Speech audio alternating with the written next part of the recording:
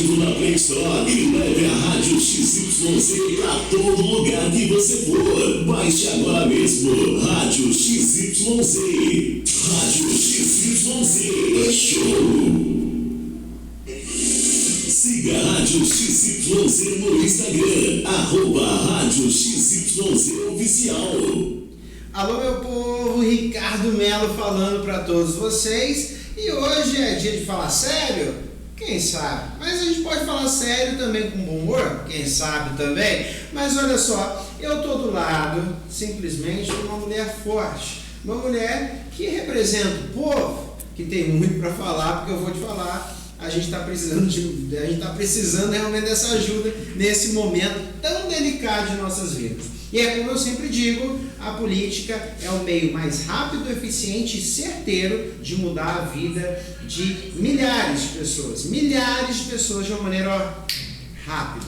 Eu sempre digo que a política é a transformação. E hoje nós vamos falar com essa mulher que foi, olha só, uma das vereadoras mais votadas aqui de Goiânia. Então ela é forte, menina. Ela chegou ali com os dois pés na porta, é o que eu sempre digo, não é verdade?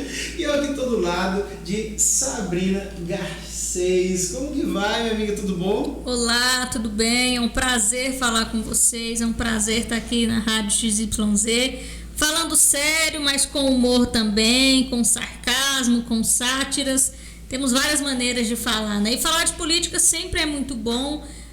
Você disse algo, Ricardo, que é meu mantra de mandato.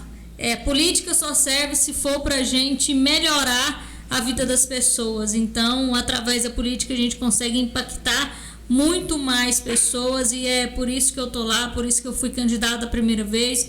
Me candidatei de novo e graças a Deus consegui a reeleição aí. Agradeço muito a população de Goiânia que me deu uma votação expressiva e que confiou no meu trabalho.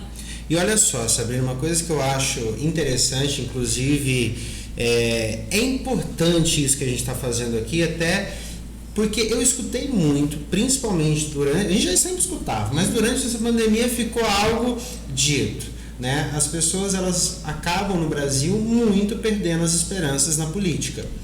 Só que eu sempre digo, isso é uma coisa que a gente tem que colocar na cabeça das pessoas, que a política ela pode mudar rapidamente. O poder de atuação da política e o poder de ação, ela é, como você disse, ela é potencializada. Você pode fazer algo que beneficia uma categoria inteira, uma cidade inteira, um estado inteiro, um país.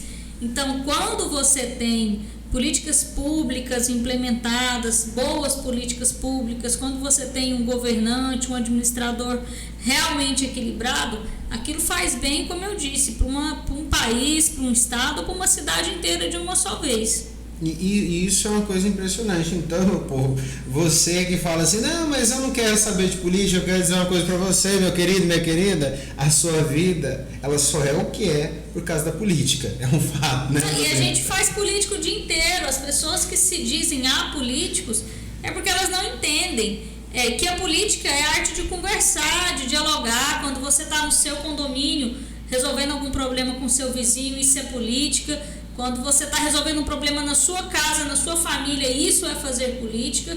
E aí, infelizmente, algumas pessoas condenam a política pública, mas esquecem que, querendo ou não, eles vão ser governados, administrados por políticos. E aí, eu desde a infância, eu falo isso surgiu de um trabalho de história que eu fiz, isso também me marcou muito.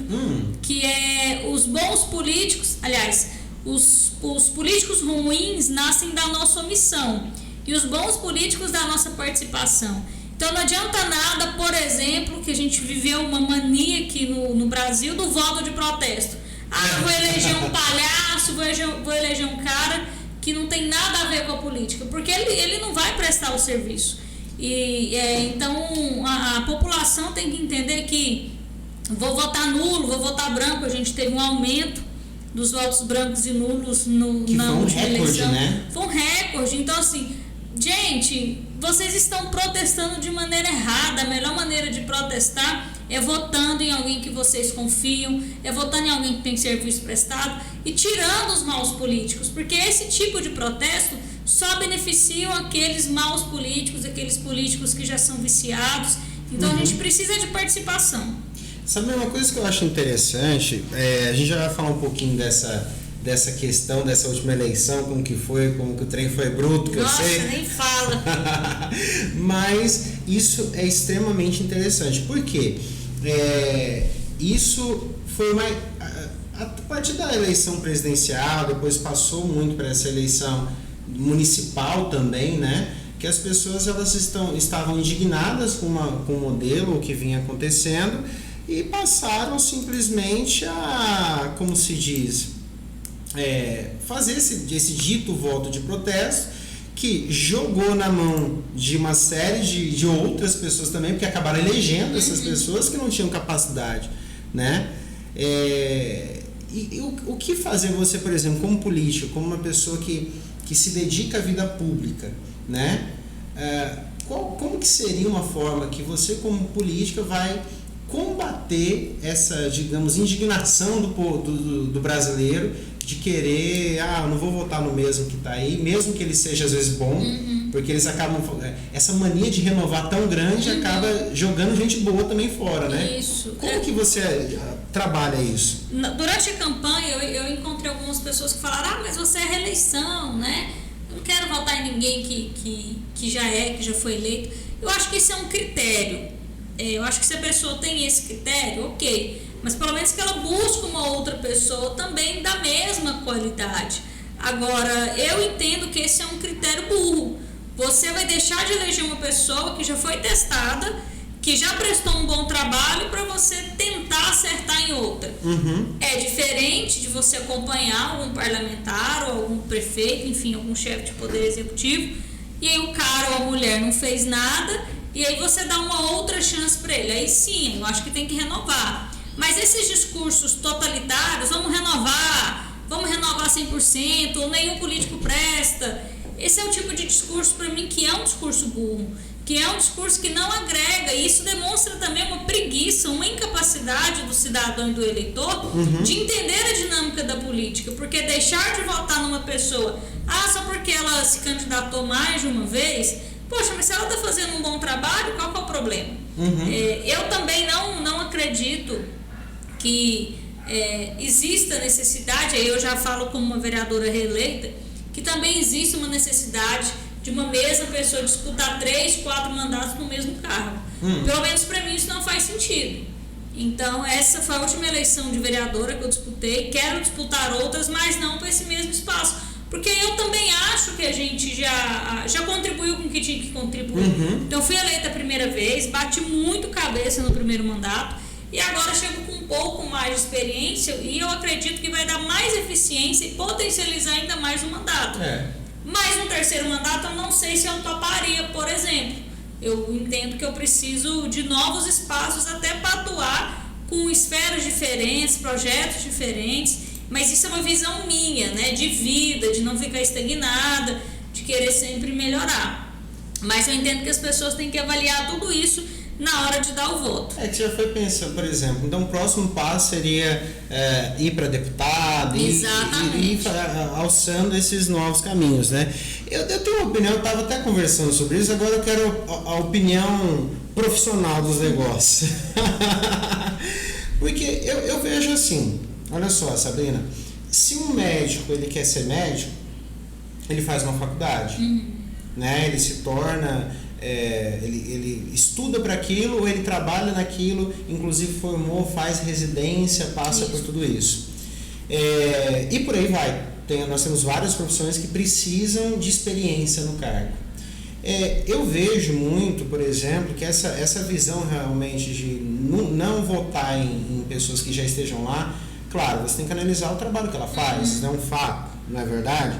Mas eu acho que quanto mais experiência, melhor, porque eu acredito que não deve ser tão fácil ser vereador, não deve ser tão fácil ser político. Tem muita técnica, né? Tem muita parte técnica para fazer, não é? Tem, assim, e aí ao contrário de outras profissões, você não existe uma faculdade que você faça para você ser vereador, ser político, ser prefeito, não existe isso. É claro que existem algumas, eu por exemplo sou da RAPS, que é uma rede de ação pela sustentabilidade política.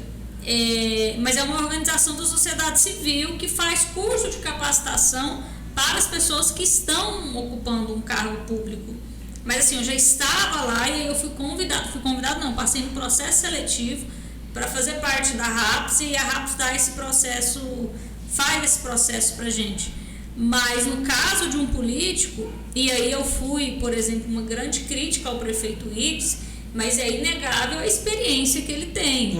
E aí eu criticava a forma, o modelo, mas é um modelo que parte da população queria, tanto é que ele saiu muito bem aprovado da gestão. Eu tinha críticas porque eu acho que a gente deveria focar mais em tecnologia, uma gestão mais arrojada, mais inovadora, que cuida mais das pessoas, enquanto o prefeito sempre teve uma gestão mais voltada para a obra, para a infraestrutura, mas com toda certeza mais de 50 anos na vida pública, deu a ele um traquejo que ele conseguiu gerir a cidade mesmo tendo mais de 80 anos. Então a experiência foi essencial para ele. A experiência disso tudo, né? Porque o Willian já estava ali, menino, já se agarrou o cargo com tamanha força.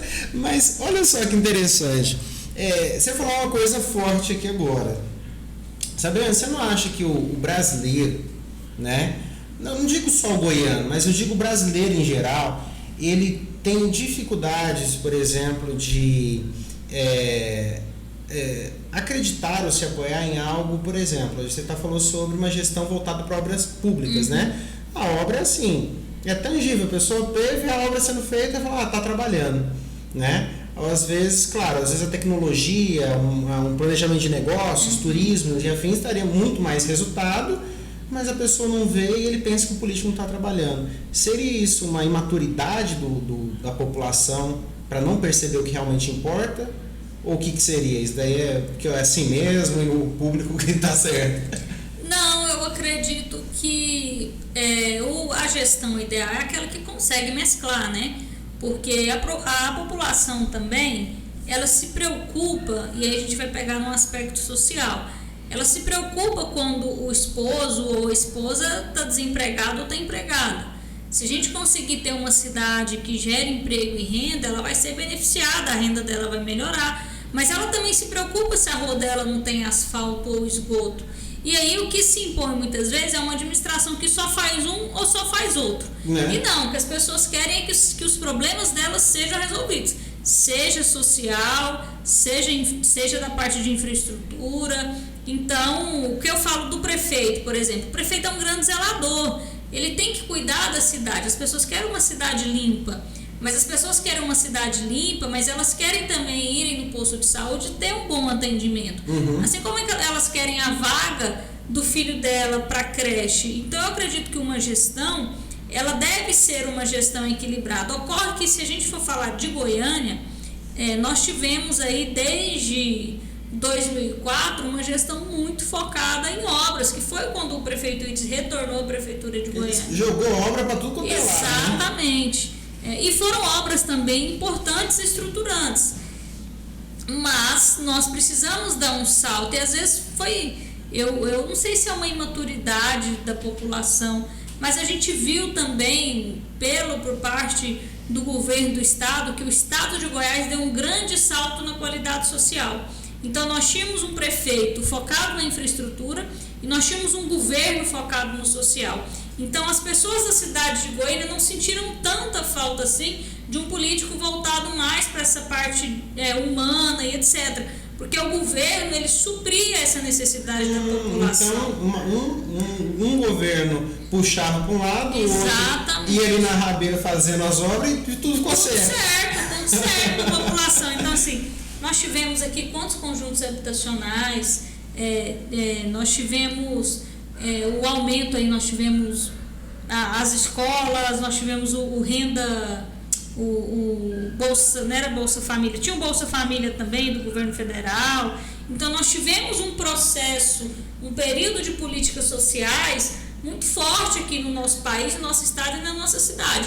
Então eu acredito que um complementou o outro, e aí a população não sentiu falta nem de um, nem de outro. Mas se nós não tivéssemos, por parte do governo federal, do governo estadual, essa vocação para as políticas sociais, aí a cidade de Goiânia teria sentido falta.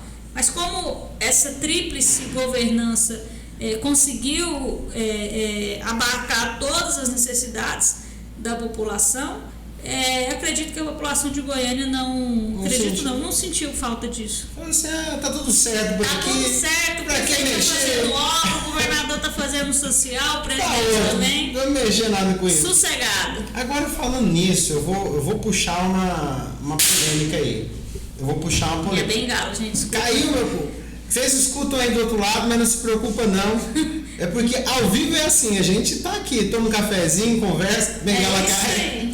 E mulher, você tá com essa bengala, como que foi esse processo aí? Então, foi semana passada, fui aprender a jogar beach tênis, uma amiga minha me chamou, nunca tinha jogado, eu gosto muito de esportes. Joguei futebol, joguei vôlei, já joguei tudo. Joguei handball e ela me chamou para conhecer o beach tênis e eu fui, no último jogo eu torci meu pé. Nossa. Aí 15 dias agora de castigo. Oh, meu Deus do céu. Mas deixa eu te falar. Agora eu vou levantar uma polêmica aqui agora. Que é agora polêmica. Gosto de polêmica, hein? Mas olha só, a primeira coisa, a gente viu durante essa pandemia, esse ano aí, foi bem conturbado. Foi conturbado para a política, foi conturbado para a eleição, para tudo isso. E a gente teve, né, o governo federal, nosso presidente, indicava um lado. Não vacina nada, que não é problema nosso. O governo federal já fecha tudo, que é problema de todo mundo. O governo estadual. E aí virou essa bagunça, né? Por exemplo, eu queria fazer duas perguntas. Nesse período, qual foi a posição da vereança, né, dos vereadores em geral e também da Sabrina? Qual foi a posição? Teve um partido, tomou um lado, o que acredita? E se você acredita que essa briga política, porque eu acredito muito que foi uma briga política que aconteceu, né? Sim. Uns acreditavam, do governo federal, acreditavam que era melhor. Principalmente uma briga com o governo de São Paulo, né? Que é que foi o Brasil inteiro, né? Exatamente. Que aí foi alastrando para o Brasil inteiro, né? E o que você acha sobre isso? Então, eu acredito que a condução do presidente foi uma condução errada. Porque o mundo inteiro estava agindo de uma maneira. Distanciamento, lockdown. As vacinas, elas começaram a ser comercializadas, se não me engano, em setembro ou outubro. Acho que foi setembro. Então foi oferecido para o Brasil comprar essas vacinas e o Brasil não quis. O Brasil foi comprar vacina em janeiro. É por isso que nós estamos tão atrasados em relação a outros países com a vacinação.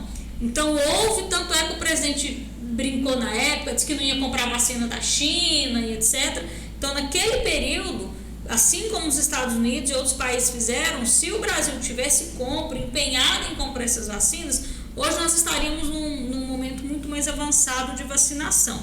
Agora, num primeiro momento, ninguém sabia o que estava fazendo. Era tudo por analogia, por ver nos outros países o que tinha dado certo, o que não tinha dado certo. E uma das coisas que deram certo foi o distanciamento.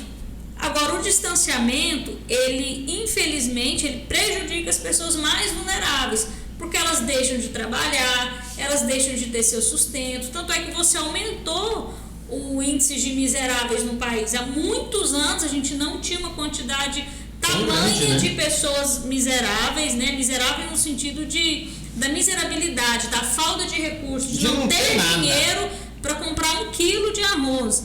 A gente viu o aumento de pessoas, de moradores em situação de rua, o aumento de abandono, de pessoas mais idosas, etc. Então, o país precisava de um cerco, que era o fechamento para você conter a disseminação da doença, mas você garantir o dinheiro para a população brasileira. O que foi feito pelo presidente? Teve um projeto de transferência de renda. Logo de início, mas... Só que depois parou, isso não deveria ter parado. Né? Na Câmara a gente apoiou o lockdown, aí depois que a onda baixou, isso lá para maio, a gente fez a pressão para voltarem à abertura das atividades econômicas. Inclusive o prefeito Iris não queria, juntou um grupo de vereadores, nós forçamos, fomos para cima Inclusive falamos para o prefeito que nós iríamos editar um decreto da Câmara, a Câmara tem esse poder, para derrubar o decreto do prefeito do lockdown. É claro que ia ter um problema na justiça, enfim, mas foi uma força política.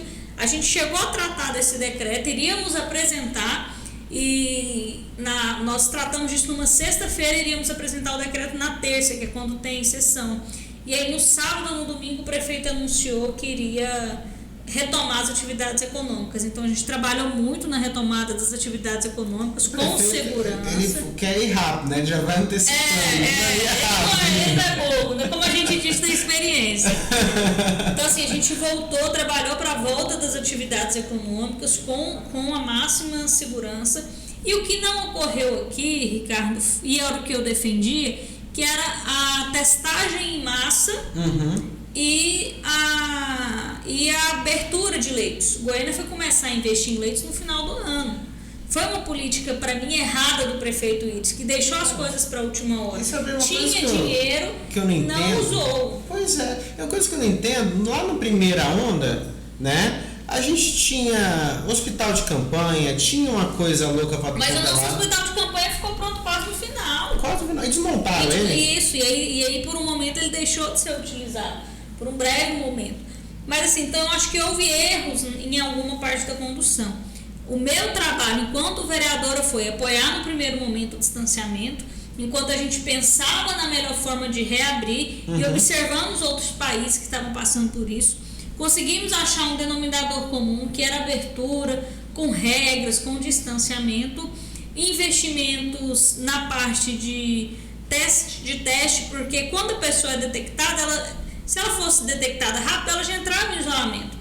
Então, o vírus circulando, exatamente, iria diminuir. E, claro, algo que eu defendo desde o ano passado, que é a suspensão da cobrança de alguns impostos, facilitação para os empresários se reerguerem. Não é muito, mas você conseguir dar uma aliviada, no caso do município, do IPTU, do ISS e de parte do ICMS, isso seria muito importante. E a linha de crédito a juros zero, juros facilitados para os microempreendedores, para os empreendedores da nossa cidade.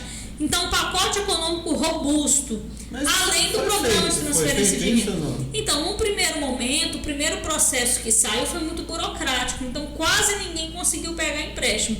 Agora o governador Ronaldo Caiado, no início desse mês, soltou pela Goiás Fomento uma linha de crédito muito facilitada, que agora sim teve adesão. Mas nós não tivemos aqui em Goiânia ainda suspensão de qualquer imposto ou a prorrogação do vencimento desses impostos, que é algo que a gente tem lutado. Pois é, gente, e eu penso que para o político em si, tanto do executivo, mas do legislativo, deve ser um fogo cruzado danado. Um fogo cruzado que a gente passou agora, retorno das aulas, porque a rede privada de ensino, a grande maioria queria voltar, a rede pública não queria, então assim, era professor, diretor, coordenador mandando mensagem para não voltar às aulas da rede pública, os professores e os donos de escola da rede particular pedindo para voltar às aulas. E aí a gente, como política, a gente tem que tentar sempre encontrar um meio termo, uma maneira de conversar e dialogar. Mas é sempre um processo de equilíbrio. E sofre muita pressão, por exemplo, de um setor, digamos, que tem mais poder, entre aspas, de realmente querer impor certas coisas. Acontece essa questão? Ou como que é? É só uma pressão de insistência mesmo? Não, pressão de... Tem ameaças do setor, eles falam, não vai botar fogo na... Então, tem algumas pessoas, mas tem poucas. Eu, durante esses quase 5 anos, 4 anos e meio de mandato, eu lidei poucas vezes com organizações que partem para esse tipo de agressividade. Mas a pressão que a gente recebe, e aí é uma pressão política, uma pressão pública de ir nas redes sociais, por que você votou assim? Milhares de mães vão ficar sem onde deixar seus filhos, ou vão na Câmara se manifestar, e eu acho que isso é justo. E eu sempre falo, algumas categorias me procuram, por que você fez, esses dias teve uma cerema, por que eu tinha feito o projeto de lei para transformar em essencial a parte de hortifruti das feiras? Eu falei assim, porque o sindicato se mobilizou, veio aqui e pediu. Se quem me procurou Tinha sido inclusive o pessoal das escolas particulares, foi antes. Eu falei, olha, é só vocês se organizarem, a política é pressão. Se ninguém chegar com essa demanda aqui, dificilmente eu vou imaginar isso ou pensar isso. Ah, não, então tá bom. Aí eles se organizaram e apresentaram, através até de outro vereador, esse projeto de lei. Então a política, ela tá lá justamente para a gente ser pressionado mesmo. Eu entendo que esse é um dos nossos papéis, é receber a demanda da população e aí a gente julgar. Aí é o nosso convencimento pessoal, o que vale a pena, o que não vale a pena. E aí o parlamentar, Ricardo, ele tem que ter clareza nas suas posições, porque aí você diminui. Quando as pessoas começaram a me perguntar, mas você é a favor de abrir as escolas? Porque eu dei uma entrevista falando que eu era a favor. Eu falei, olha, eu sou a favor de abrir as escolas privadas. Ah, mas por quê? Porque elas têm condições de manter um rodízio, elas têm estrutura, financiamento próprio, os alunos conseguem ficar em casa no digital, mas eles conseguem ir para a escola também. A escola consegue manter o padrão de qualidade com uma quantidade menor de alunos dentro de sala de aula. Infelizmente, na área pública, para a escola comprar um álcool gel, um termômetro, tem que passar por uma licitação, é um processo extremamente burocrático, as salas são lotadas, não tem como fazer o rodízio. Então, são questões diferentes. E aí eu fiz a minha defesa. Então, abre as privadas, as públicas continuam fechadas, tanto é que está assim hoje no município. Sério? Eu imagino que deve ser um tema até bem polêmico, porque a gente entra depois num padrão de, tipo assim, claro que isso vai mais pro executivo, acho que o executivo que tinha que garantir que a escola tenha uma boa, né? E foi isso que a gente falou, porque algumas pessoas me procuraram, então os alunos da rede pública não tem tanta importância, não vão ficar tão prejudicados. Eu falei, não, eu acredito que o nosso desafio agora é pressionar o Poder Executivo para que dê condições dessas escolas abrirem com segurança. E hoje a gente está nesse momento, um momento também que foi anunciado pelo governador que os professores serão vacinados agora e que a gente tem uma tranquilidade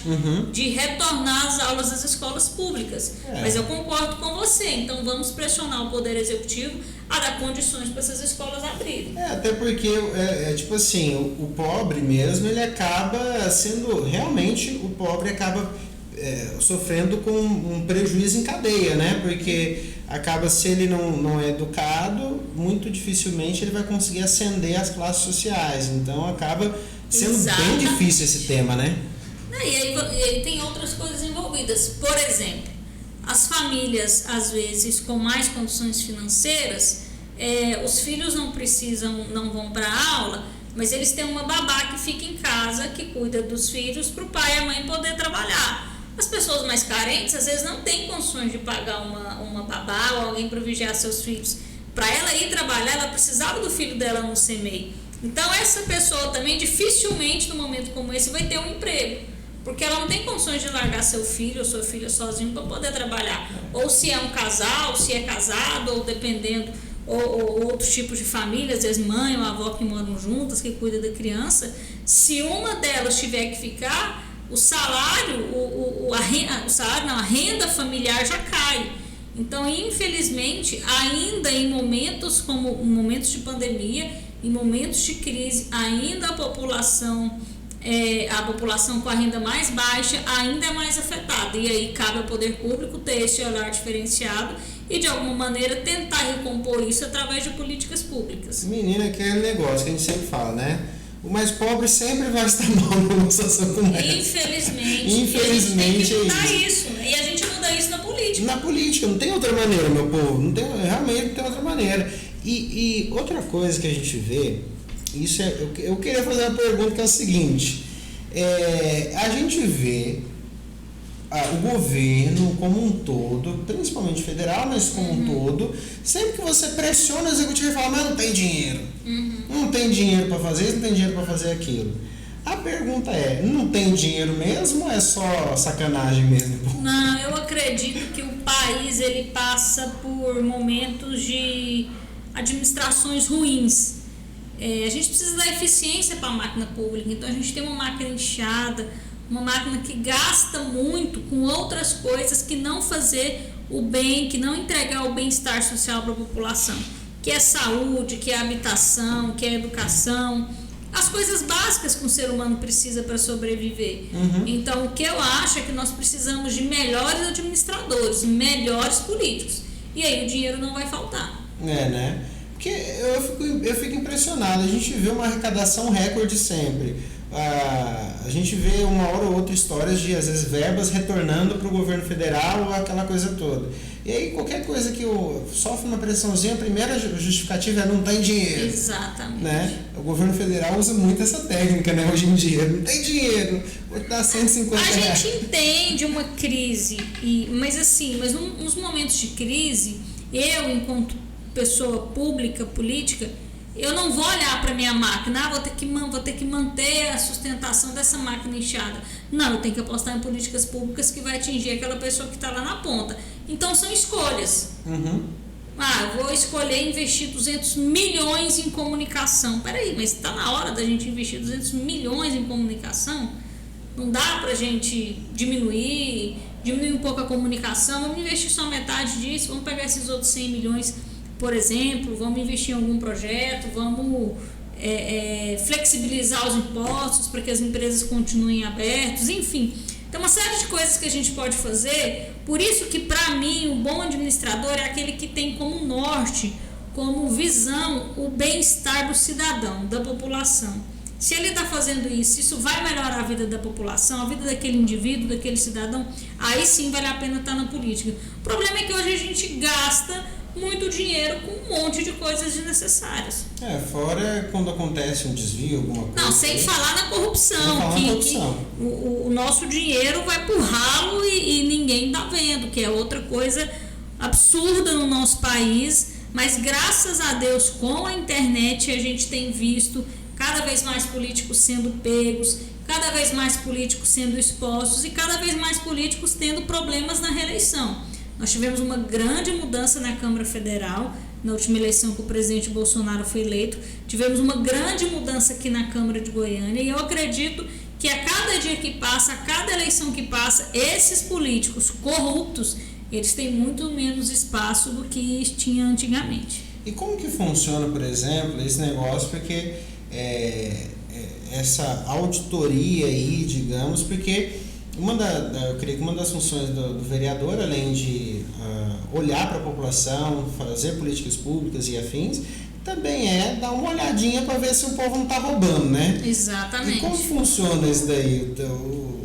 Rola realmente essa questão dessa ser uma polícia em cima para dizer ou... Então, depende do depende do parlamentar. Eu sempre fui uma vereadora muito combativa, apresentei várias denúncias, fiz várias denúncias no Ministério Público, fiz uma CPI da educação aqui em Goiânia, porque enquanto crianças estavam sem vagas ou faltando merenda na escola, o secretário de Educação resolveu contratar milhões de buffet para servir festas da secretaria.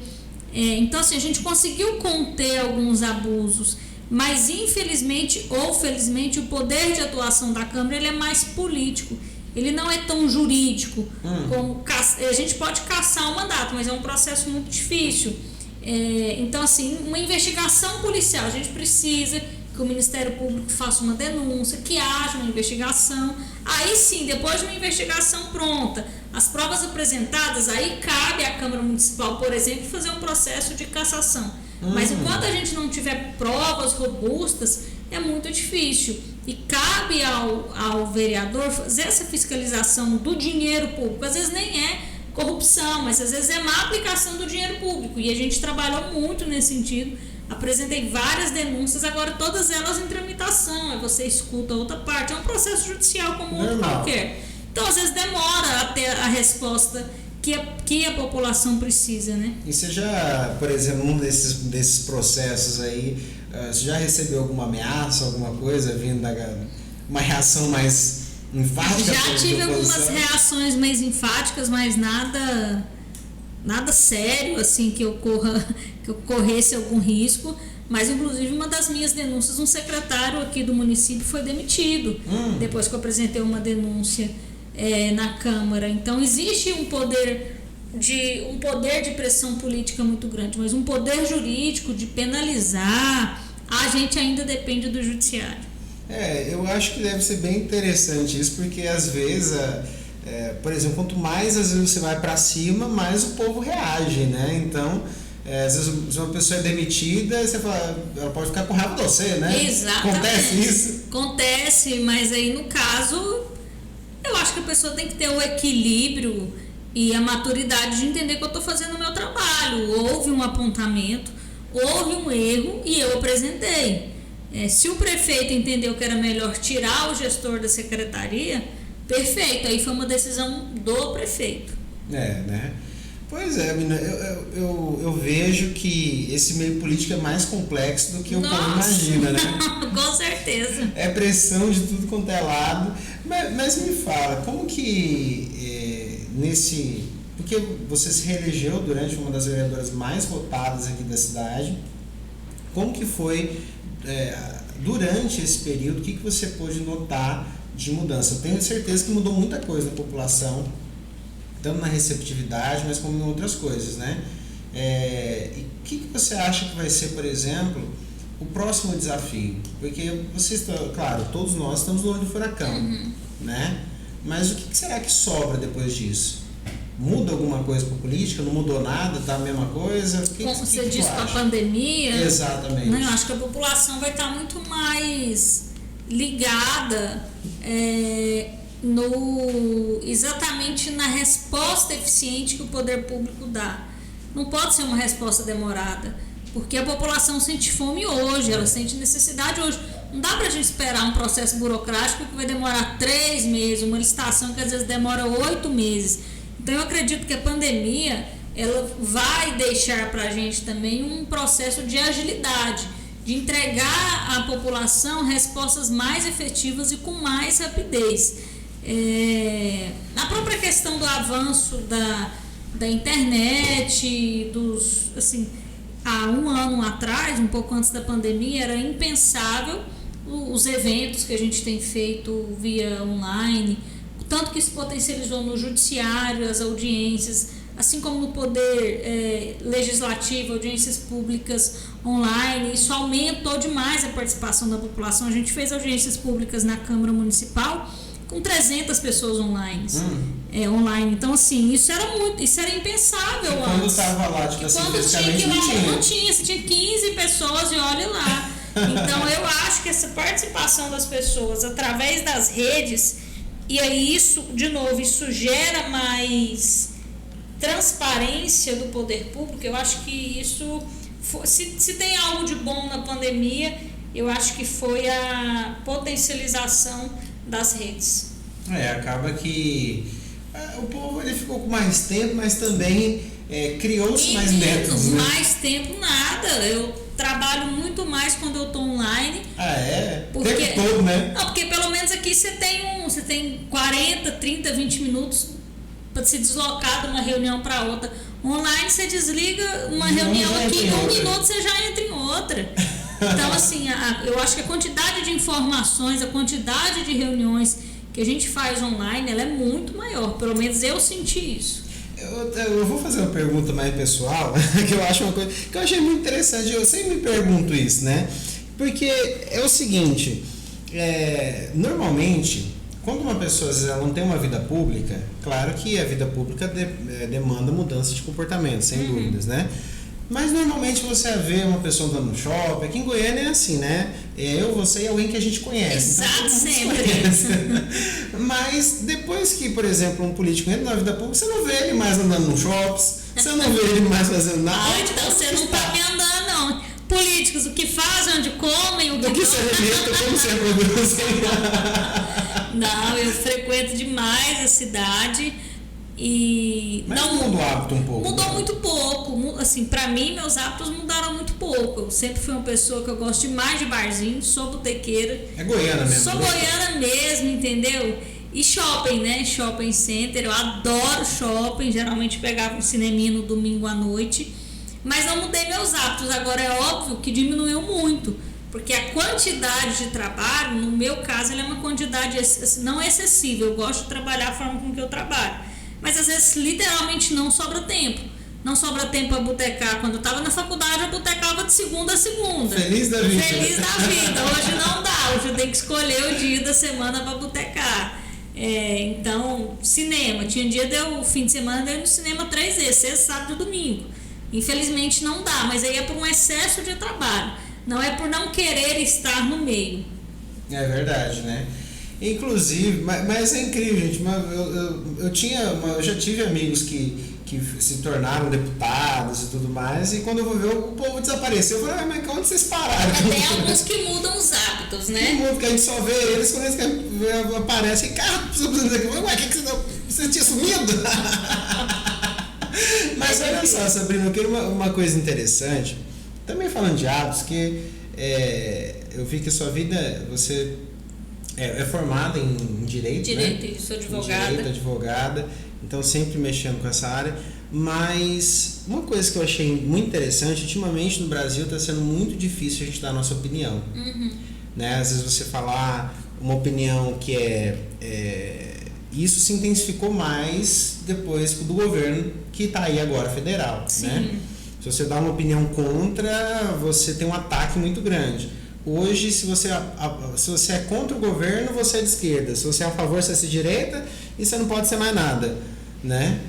Como que é, por exemplo, no seu posicionamento isso? Né? Isso é saudável, não é? E como que você, como vereadora, está lidando com a questão de dar a sua opinião, mesmo que for contra, que eu vi que a gente até falou umas coisas que não concordou, né? Como que isso está para você? Ricardo, é o que eu digo, a gente tem que ter transparência e coerência com as nossas ações. Não é porque um cara A ou B está como prefeito ou está presidente que eu vou mudar o meu posicionamento. Então as pessoas ficam mais tranquilas, porque elas sabem o que esperar. Não, por exemplo, eu sou esmeraldina, então eles sabem que se eles forem no Serra Dourada no dia do jogo do Goiás, eles vão me encontrar lá. Eles sabem que nas minhas redes sociais eu vou estar com a camisa do Goiás. Aí de repente eu apareço com a camisa do Vila, torcendo por Vila Nova, Tigrão embaixo do bandeirão do Vila. Isso é incompreensível, assim como na política. Se eu falo que eu sou a favor do desenvolvimento econômico, que eu defendo as mulheres, que eu defendo os servidores públicos, se tem alguma pauta federal, estadual, municipal, que algum prefeito ou alguém esteja trabalhando contra, as pessoas esperam que eu reaja. Assim como se aquele político está trabalhando a favor, as pessoas também esperam que eu apoie. Então, para mim, essa forma de fazer política rivalizando, ela é uma forma antiga. Muitas pessoas hoje têm porque ela é de esquerda, ela é de direita, ela é de centro. Gente, essa foi uma denominação, uma classificação de 2 séculos atrás. A gente já evoluiu. As demandas há 2 séculos atrás, a gente estava vivendo a Revolução Industrial.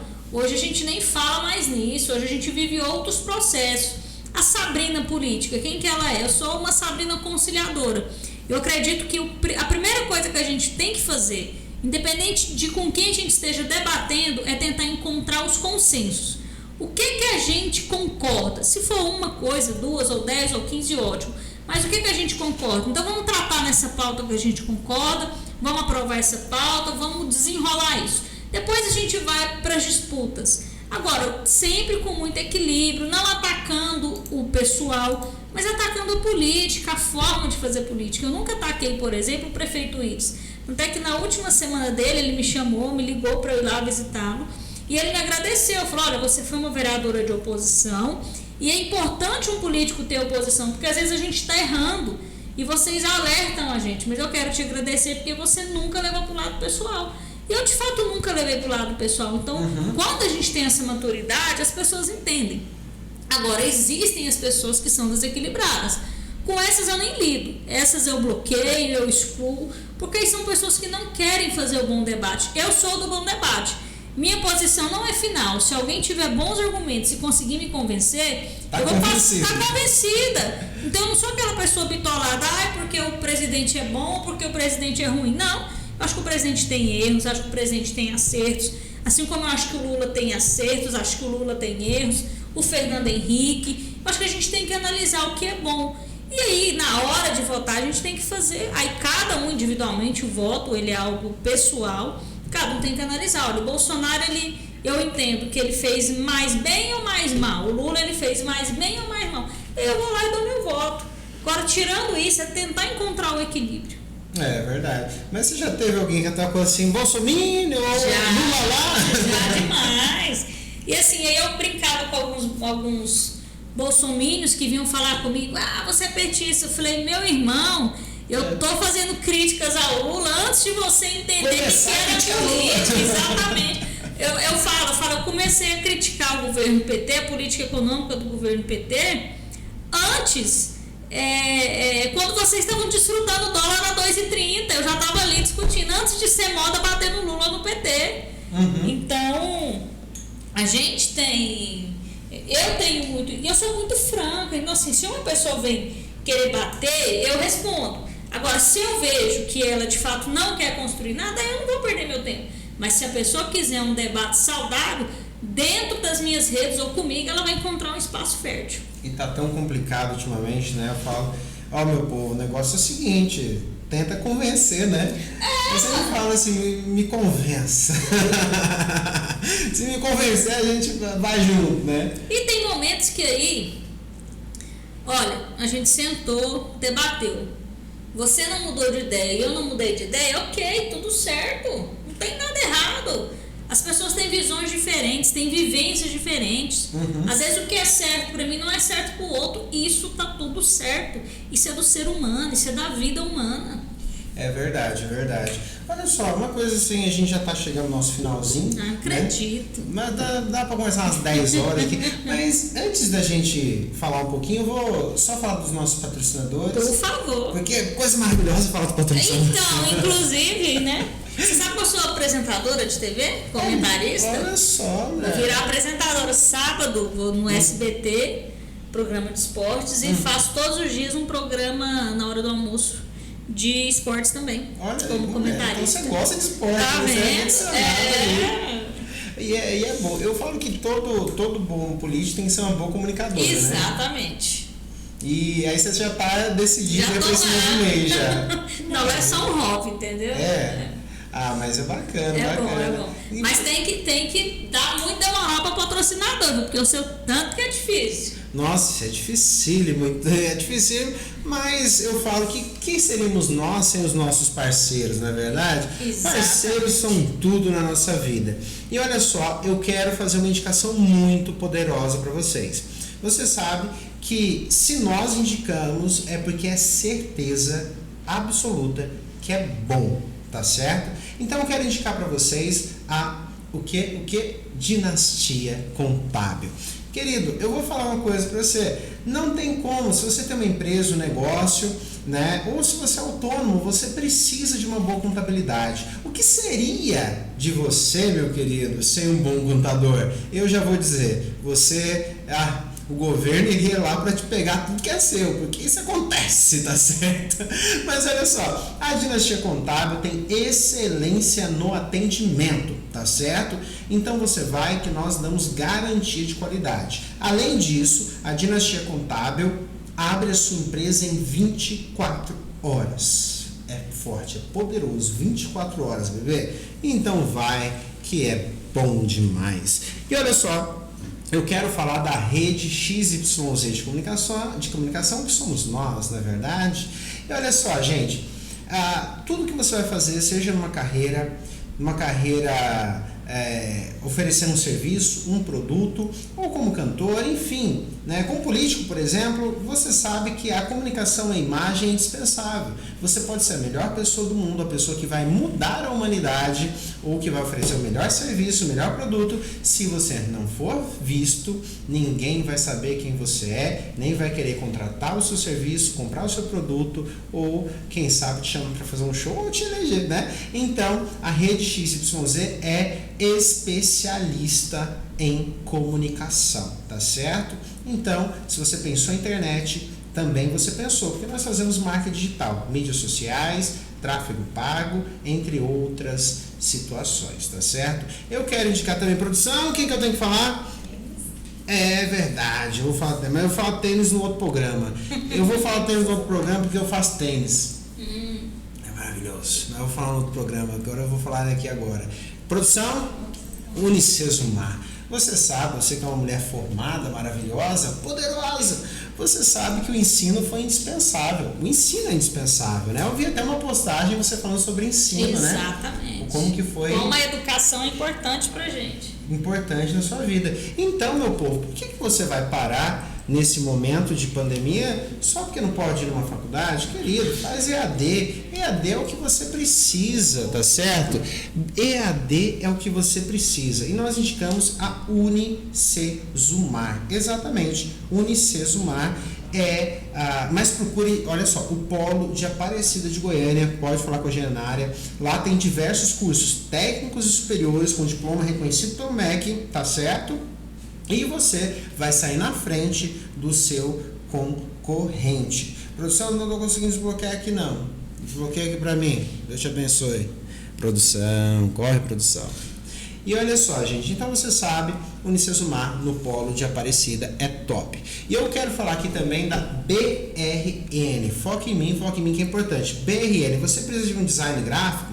Você precisa fazer suas artes, você precisa editar vídeos, você precisa de material de qualidade, eu indico a BRN Agência. Pode falar com o Gabriel, que ele é parceiraço e nós confiamos no trabalho dele, tá certo? Voltemos.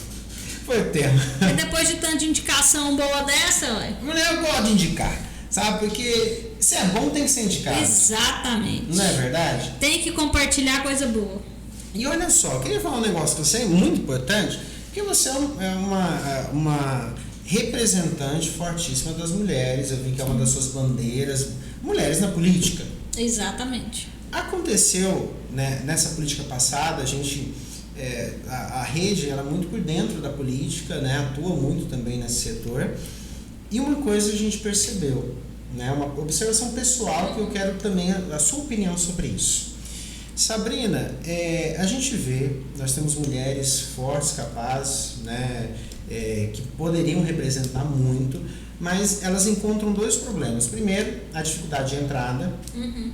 Segundo, eu vi muitas histórias, né, que inclusive geraram denúncias depois, de partidos que hoje existe uma cota para mulheres. Uhum.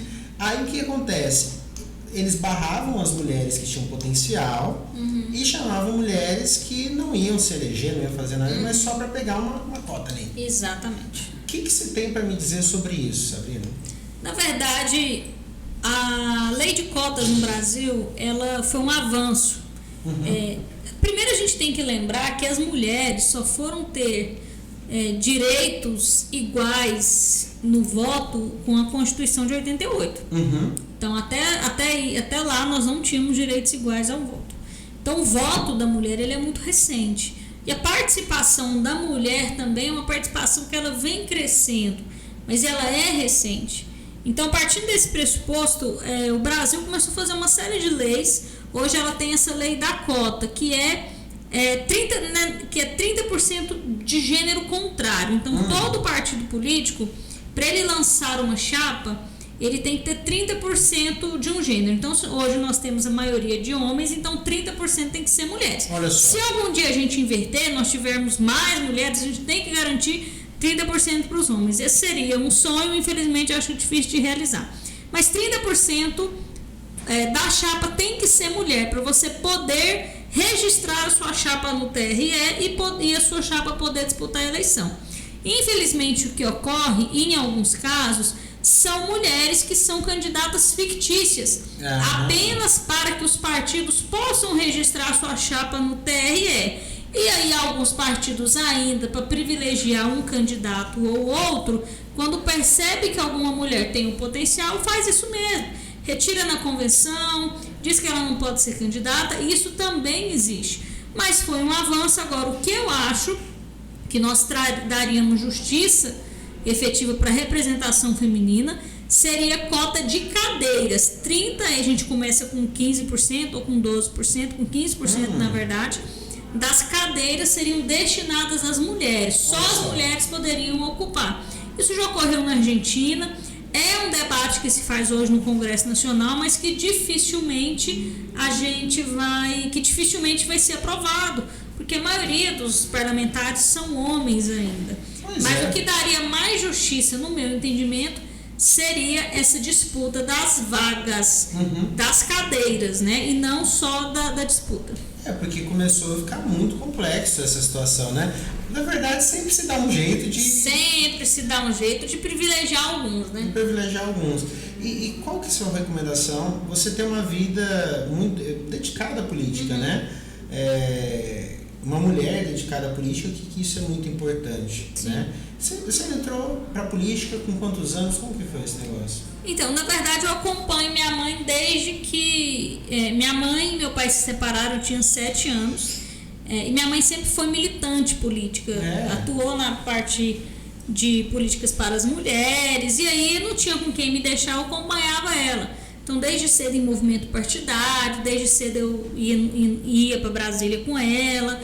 Mas eu fui para militância mesmo, Sabrina, quando eu fiz 17 anos, que eu tirei meu título, me filiei a um partido político, fui para a faculdade, fiz o movimento estudantil, passei pelo Centro Acadêmico da Católica de Direito, pelo DCE, pela União Estadual dos Estudantes, pela União Nacional dos Estudantes, fui presidente de partido, fui presidente de juventude. Olha só. Então assim, mas comecei efetivamente com 17 anos. Mas me apaixonei pela política, acho que desde que eu me entendo por gente. Top. E olha só, gente, vamos fazer o seguinte, eu quero que você vai dar 2 mensagens finais. Ok. Vai ser só uma não, hein? Aí você tinha que ter me falado, hein, pra eu preparar. Você me pega assim de supetão. Pegar o discurso, né? De tirar o discurso, falar, meu povo. Exatamente. Meu povo, minha povo. Isso aí. Aquele bem de novela. Não é, menino? Chega até emocionar. Inclusive, você mesmo, a gente vê, né? Olha só, puxando mais um assunto, mas falando de discurso, normalmente você prepara o discurso antes ou você fala, não, vou falar aqui com o que eu tô pensando? Não, geralmente é natural. Eu não sou. E é muito ruim, assim. Eu acho que eu tinha que preparar que eu falaria melhor. Mas a maioria absoluta dos discursos vai na vontade mesmo. Mas olha só, eu queria que você desse uma mensagem primeiro para as mulheres, né? Para como que elas veem a política. E também eu queria falar uma coisa importante, né? Que eu acho importante a gente reiterar. Porque a maioria da população é feminina. E mulheres não votam em mulheres. Né? Isso daí inclusive mulheres, se unam.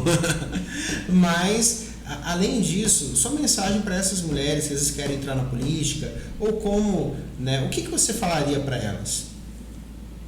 Olha, a primeira coisa é entender se você realmente quer estar nesse ambiente, quer estar nesse espaço. Nós precisamos de mulheres. Então, se você tem alguma vocação, alguma vontade de conhecer, eu acho interessante as mulheres conhecerem. Inclusive, Ricardo, eu tenho um programa chamado Protagonize, que é justamente para formar mulheres que queiram ser candidatas. Então, eu passo noções básicas de partido, parte de legislação, parte de comunicação, da eleição, estratégia política. A gente faz essa formação com essas mulheres, para elas entenderem um pouquinho melhor o que é isso. E se elas já gostarem, porque quando eu vou aos bairros, eu tenho um programa que eu vou aos bairros todo sábado, geralmente quem mais procura a minha tenda são as mulheres, porque elas são muito mais inteiradas com o assunto da sua comunidade, com o assunto da comunidade escolar do seu filho, com o assunto do seu emprego, com o transporte público, porque as mulheres vivem mais essa parte da cidade, elas prestam mais atenção nisso, elas são mais sensíveis aos problemas. Então, para mim, as mulheres naturalmente, as mulheres são conciliadoras, as mulheres conciliam suas casas, geralmente se tem algum problema de saúde na família, quem cuida é a mulher. Então, as mulheres naturalmente têm uma vocação mais sensível. Então, elas deveriam estar na política. Esse ambiente da política precisa de vocês, mulheres. Então, se vocês têm a curiosidade, eu acho que tem que começar a acompanhar seu parlamentar, sua parlamentar. Hoje a gente tem rede social que facilita muito, tem ainda televisão, a gente ainda tem aí TV Senado, TV Câmara, que são TVs abertas para elas acompanharem. Disponho a abrir o meu gabinete, quem quiser me acompanhar um dia, ver como que a rotina está à disposição e principalmente elas terem a certeza de que elas podem estar lá. Elas têm capacidade, todas nós mulheres temos a capacidade de ocupar os espaços que a gente quiser. Se você quiser ficar na sua casa, cuidando da sua família, parabéns. Se você quiser estar lá, você deve ir para lá. Se você quiser ir trabalhar, você deve trabalhar. Se você quiser ir para a política, você deve ir para a política. Então a mulher tem que estar onde ela quiser. E eu convido as mulheres que queiram conhecer um pouquinho mais a política, que tenham essa vontade, que façam isso, porque a política precisa de você. Vocês entenderam, né? Vocês entenderam. E olha só, vamos dar aquela mensagem, eu sou de despedida mesmo. Manda um abraço pra mãe, pro pai. Pra Xuxa. Pra Xuxa. Eu quero mandar um abraço pra Xuxa. E dê o seu recado final pro povo, o povo que tá nos escutando de todo esse Brasil, né? E foi linda essa entrevista, menino. Você sabe, né? Agora, se você não sair dessa entrevista aqui agora, povo brasileiro, todo o Brasil, se você não sair dessa entrevista aqui agora, olhando para a política com outros olhos, você está no salvo. Exatamente. Então, primeiro eu quero te agradecer pelo convite, por abrir esse espaço. Não é sempre que a gente tem um espaço para falar tão abertamente, com tanta franqueza e tranquilidade. Então, quero agradecer você, quero agradecer a rede pela abertura e também agradecer as pessoas que estão ouvindo. E é isso, gente, é através da política que a gente vai fazer as grandes transformações. Não adianta ficar revoltado, não adianta falar que não quer saber de política, porque querendo ou não, você vai ser governado por alguém, as suas leis serão votadas e decididas por um grupo de pessoas, e é importante que vocês intervenham e, acima de tudo, que vocês influenciem a política. E a gente só influencia através do voto. Deixando de votar, votando branco e nulo, voto de protesto em pessoa que não tem condições ou capacidade, ou que não se propõe de fato a ser um político, isso aí não vai adiantar nada. Exatamente, meu povo. E vocês acompanharam aqui agora Ricardo Melo e Sabrina Garcês. E olha, meu povo, para onde eles quiserem aprender mais, ver mais, como que o maior foco, só principalmente, é o Instagram. @Sabrina Garcês no Instagram, tô no Facebook também, tô no Twitter e voltando aos pouquinhos no TikTok. Você tá em tudo, mulher? Tô em tudo, entendeu? Piscou, parece Sabrina. Mas olha só, meu povo, uma grande felicidade estar com vocês sabem disso. Acompanhe que já vai começar o programa de Coração para Coração de Suzana Dias. Tá top demais, ela tá preparando um conteúdo fantástico para vocês. E todos os dias na Rádio XYZ você tem a melhor programação. São mais de 8 radialistas especializados para trazer o melhor conteúdo para vocês. E olha só, meu povo, vocês sabem, nós te amamos, não só do fundinho do coração, mas de todo ele. Se você perdeu essa entrevista, chegou atrasado, tá aí, meu Deus, o que eles estão falando? Olha só, vai ter reprise, depois da reprise também, que vai ser na semana que vem, tá tudo no YouTube, tá certo? Inclusive, você tá no YouTube, curte, compartilha, ativa o sininho, comenta, Ricardo, seus maravilhosos, Sabrina, sua linda, vou votar em você. Por favor, a gente pede humildemente. Humildemente? Poderia votar. Eu poderia estar roubando, poderia estar matando, eu só estou pedindo seu voto. Inclusive, podemos esperar você para deputada? Sou pré-candidata, ainda não, é porque não está na hora, mas tenho intenção de ser candidata federal ano que vem. Aí, menino. Então o trem vai ser forte. Então, meu povo, beijo pra vocês e até agorinha, tá certo? Baixe o nosso aplicativo na Play Store e leve a Rádio XYZ para todo lugar que você for. Baixe agora mesmo Rádio XYZ. Rádio XYZ é show. Siga a Rádio XYZ no Instagram, @Rádio XYZ Oficial.